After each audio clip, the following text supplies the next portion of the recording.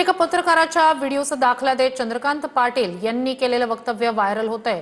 दगडांवरील आंदोलकांचे ठसे आधार कार्डशी लिंक होणार असं चंद्रकांत पाटील यांनी म्हटलंय।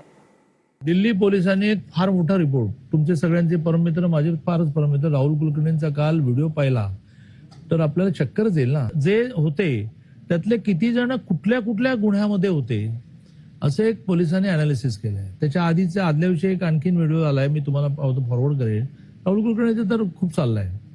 तर त्यातल्या आदल्या दिवशी ज्यामध्ये त्यांनी असं म्हटलेलं की तिथे पडलेला एवढंसं दगड पण आम्ही कलेक्ट केला आहे आणि त्याच्यावर साधे जरी बोटाचे फुटप्रिंट्स असतील तर ते आता आधारशी लिंक होतील। चंद्रकांत पाटील यांनी हा जो एक नवीन संशोधन केलेलं आहे की हाताचे दगड जे तिथे आहेत त्या दगडाचे ठसे घेतले जातील आणि त्याच्यानंतर ते आधार कार्डला लिंक केलं जाईल, ह्या त्यांच्या शोधाबद्दल देवेंद्र फडणवीस यांनी